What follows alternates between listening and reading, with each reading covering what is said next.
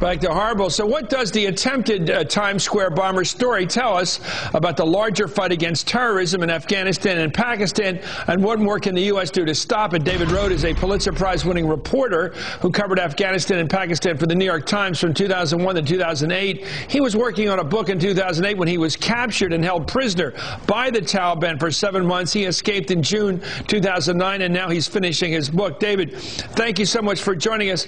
Give us a picture of Waziristan, the place where you were held, and to what extent can you tell us about the place in which Fazil Shabazz was trained? It is Waziristan, where I was held, is the same place he was trained, and it's essentially a Taliban mini-state. The regime that the U.S. felt it toppled in 2001 in Afghanistan has simply moved a few hundred miles to the east and is based in Waziristan today. It's a Taliban government. There are Taliban police. Taliban run schools.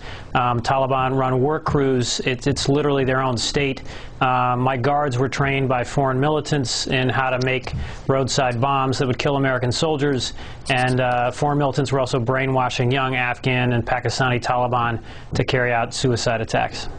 What can you tell us about the recruitment of people like Shahzad, rather, in terms of people who were in the United States naturalized and brought over there, recruited, and then sent back to commit terror? What can you tell us from your experience?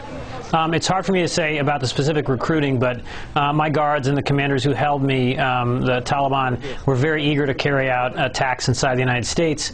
They told me that they had met some people in Waziristan who spoke English like Americans, like I did, but I never met anybody by that description. But there's no question that the people in North Waziristan, again, it's this mix of Afghan Taliban, Pakistani Taliban, and foreigners, want to carry out attacks inside the United States. That's what they told me over and over again.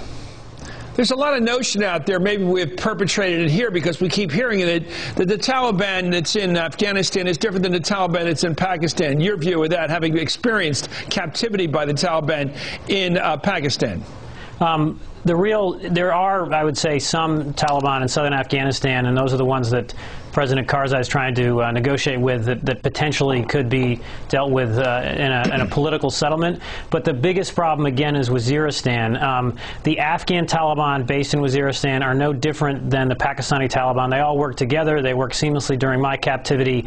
It's a generation of young Afghans and Pakistanis that have sort of grown up among Arabs and Uzbeks in that area, and they really believe they're part of a broader jihad. And what's amazing is that the Pakistani army was asked in January by Defense Secretary Gates to move into North Waziristan and eliminate this Taliban mini-state, but the Pakistani army has refused to do so since then. What's your gut sense, having had this experience? I know you're writing the book now, but if you could share with us your sort of the gut feeling of having been their prisoner. Are they evil? Are they very extremist? Where would you put them in terms of just people that you've experienced in life? They live in this sort of alternate reality, and there's young boys who really don't know anything about the world beyond Afghanistan and Pakistan. They believe that they're fighting an effort by the U.S. to forcibly convert Muslims to Islam in Afghanistan and Pakistan.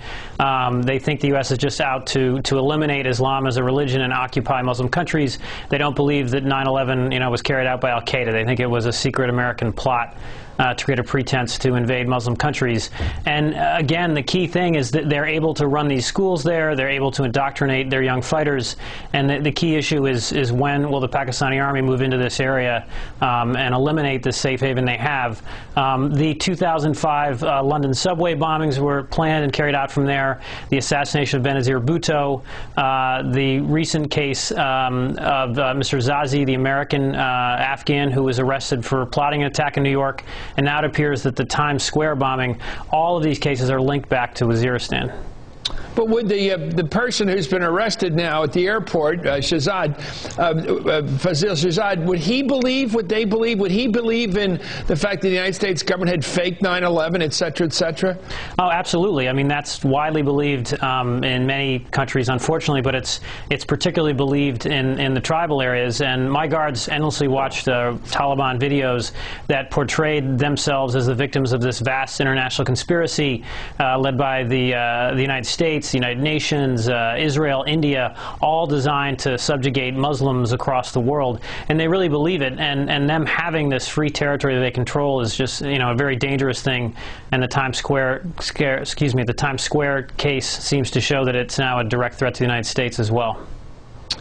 Well, I guess you didn't have any effort as a prisoner to argue with people, did you, when you were over there? Did you ever try a logical argument with them, or was that fruitless? I did. I actually talked to them about could there be some compromise in Afghanistan where they could have strict religious law in some parts of the countries and not in others, and they said no, they couldn't compromise. These very hardline Afghan Taliban based out of the tribal areas, they're part of a group called the Haqqani Network. They refused to compromise. They said it was their religious duty to enforce hardline Sharia across Afghanistan. The Pakistani Taliban I met said it was their duty to enforce hardline Sharia across Pakistan. They told me that the people, the average Pakistanis and Afghans living in Kabul and in Islamabad were no longer Muslims because they lived under those governments. I was surprised by the extremism.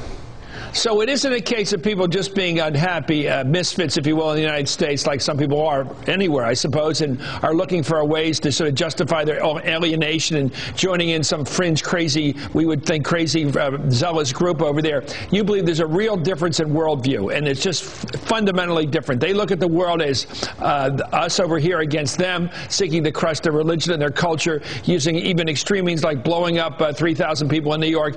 In other words, it's an absolutely stark 180 difference. It isn't a matter of just finding some people who are Islamic or upset about life in the United States and recruiting them. They have to share that point of view to join them. Yes, that's true. And again, because I'm asking you, these are your questions. I'm sorry I didn't phrase it correctly with the right question mark at the end. I'm asking you. You say basically, if we're dealing with people who look at the world totally crazy from our point of view, and there's no arguing with them, it's not about people being unhappy and joining them. It's about people accepting a totally 180 different view of the world than we have here. Well, I would say it's a 180-degree different view than most Muslims have. Most modern Muslims do not support these people, and they disagree with their sort of extreme interpretation of Islam. So they have a 180-degree, different view of the world than most Pakistanis and most Afghans. But when they have, again, this area that they control where they can indoctrinate people and spread, and it's really an ideology, that's where they're going to be so powerful. There were Arabs in that area. I mean, and there were rumors that, and who knows, but this is an area where Osama bin Laden could be hiding. Anything we can do to beat them except kill them? Well, I think the key thing, again, is that the Pakistani army is the long-term solution to tribal areas. The drone strikes are effective. They are knocking out leaders of the Taliban and al-Qaeda, but the long-term issue is getting the Pakistani army in there. The United States has given more than $10 billion in aid to Pakistan since 2001, and the surprise is that the Pakistani army fails to go into this one area. They've moved into other areas. They've lost 2,000 soldiers, and it's important to recognize the sacrifices the Pakistanis have already made, but they really need to get into North Waziristan. This is the last holdout of the hardline extremists. Well, David, good luck with the book. We can't wait to read it. We'll have you back when it's done. David Rohde, thank you. It was captured by the Taliban in Pakistan, has lived to tell the story. Up next, a Republican